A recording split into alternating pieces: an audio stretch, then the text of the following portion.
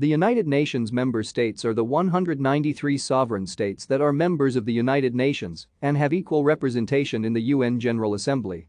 The UN is the world's largest intergovernmental organization. The criteria for admission of new members to the UN are set out in Chapter 2, Article 4 of the UN Charter.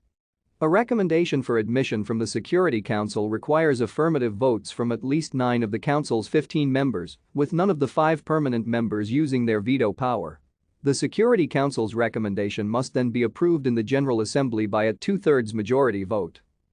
In principle, only sovereign states can become UN members, and currently, all UN members are sovereign states. Although 5 members were not sovereign when they joined the UN, they all subsequently became fully independent between 1946 and 1991. Because a state can only be admitted to membership in the UN by the approval of the Security Council in the General Assembly, a number of states that are considered sovereign according to the Montevideo Convention are not members of the UN. Thank you for watching. Like and subscribe if you would like to view more of our videos. Have a nice day.